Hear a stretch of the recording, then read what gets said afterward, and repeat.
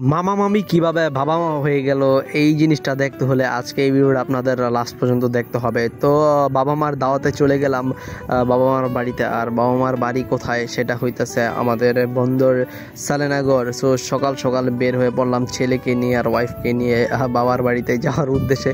So যেতেছিলাম, আমাদের বাড়ি বের হয়ে যাওয়ার পরই দেখলাম একটা মিশুক। সো মিশুকে উঠে গেলাম। 10-15 মিনিটের মধ্যেই আমরা চলে গেলাম আমার আব্বুর বাসায়। সো আপনারা এখনই আমার আব্বুকে দেখতে পাইবেন। এই যে ইনি হচ্ছে আমার আব্বু, আর ইনি আগে ছিল আমার বড় মামা, কিন্তু এখন হয়ে গেছে আব্বু। আর কিভাবে সেটা এক্সপ্লেইন করব, কিন্তু এর জন্য ভিডিওটা লাস্ট পর্যন্ত দেখতে হবে। তো যাওয়ার পর দেখলাম যে সবাই আমাদের জন্য রান্না বান্না করতেছে, আর আমি বসে বসে দেখতেছিলাম সিঁড়ির কোনায় দাঁড়িয়ে। আর তার একটাই কারণ হইতেছিল বাসায় গ্যাস নাই, তাই লার্কির চুলাতে রান্না হচ্ছিল। আর এদিকে আমার ছোট মামার ছেলে আরাফ, সে এসে বলতেছিল আমাকে ভিডিওতে নাও, তাই তাকে একটু ভিডিওতে নিয়ে ফেললাম। আর এদিকে সবাই মিলেমিশে রান্না বান্না করতেছিল, আর একসাথে তাদের রান্না দেখতে আমার খুবই ভালো লাগতেছিল। আর এদিকে আমার বড় মামা মানে আমার আব্বু উপরে যাচ্ছিল, আমার জন্য বলতেছিল যে আইম্যান তুমি আসো উপরে, আমরা গিয়ে ছাদে বসে থাকি। কিন্তু বললাম মামা এখন অনেক রোদ, আমরা বিকালে গিয়ে বসবো। আর এদিকে আমাদের বোন রাফিয়ার মুখে একটু মুচকি হাসি দেখতে পাইলাম, যদিও রাফি যাওয়া সব সময় চাপে থাকে তার আম্মুর। তো এগুলা রান্নাবান্না শেষে আমরা সকলে একসাথে পরিবার নিয়ে খেতে বসলাম। সো আমার নানি, বড় মামি সবাই আমরা খাওয়া দাওয়া করলাম। এদিকে আমার সাথে ছিল আমার ছোট ভাই সোয়াইবে। সো সোয়াইবে সবসময় আমার সাথে চলাফেরা করে, কারণ সে আমার স্টুডেন্ট বললে ভুল হবে, সে আমার শিষ্য। কারণ আমি তাকে যেই আদেশ নির্দেশ দিই সে সেটাই মানে, সেভাবেই চলাফেরা করে। আর তার কারণে সে আমাদের বন্দর নারায়ণগঞ্জের ঐতিহ্যবাহী এই school BM union and high স্কুলের সে ফার্স্ট বয়। আর এদিকে খাওয়া দাওয়া শেষ করে আমি একটু কোক খাওয়ার জন্য রিল্যাক্স করতেছিলাম। কোক খেয়ে বিকাল হয়ে গেছে প্রায়।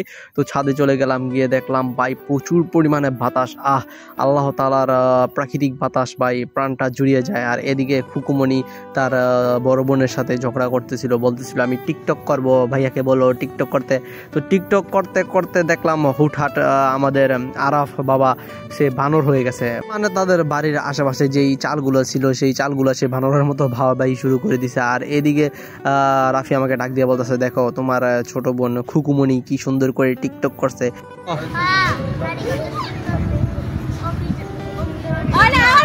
এদিকে আমাদের আরাফ ছেঁকা খেয়ে মনের কষ্টে চালের উপরে বসে বলতেছিল আহা নারী কত অভিনয় জানে রে, অভিনয়ের জন্য নারী সেরা রে, কারণ তাকে নাকি কোন মেয়ে ছেঁকা দিছে। যাই হোক, এরপরে আমার ওয়াইফ চলে আসলো ছাদে, সে আমার ছেলে আরহাম ঘুমিয়ে আছে, এই ফাঁকে আমার সাথে ফটোশ্যুট করতে চলে আসছে। যদিও আমি তার সাথে ফটোশ্যুট করতে ইচ্ছুক নয়, কারণ তাকে দেখতে সুন্দর লাগতেছিল না, জামাটা আমার পছন্দ হয় নাই। তাও তার সাথে ছবি টবি ভিডিও টিডিও করলাম একমাত্র আমার ভাই সোয়াইবের কারণে। বলতেছে ভাইয়া আপুকে নিয়ে আমি একটু নাচবো, তাই তার সাথে নাচানাচি করলাম, যদিও নাচতে পারি না, ভুল ত্রুটি ক্ষমা করবেন।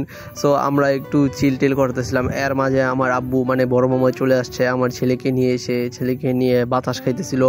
আর সত্যি বলতে গেলে ছাদে অনেক সুন্দর বাতাস ছিল, প্রাকৃতিক হাওয়া। তো এরপর আমি বললাম মামা আমার কোলে দিয়ে দাও আমার ছেলেকে। সো আমি আমার ছেলেকে নিয়ে একটু খেলাধুলা করতেছিলাম। আর আলহামদুলিল্লাহ সকলে আমার ছেলের জন্য দোয়া করবেন, আল্লাহ যাতে তাকে নেক হায়াত দান করে।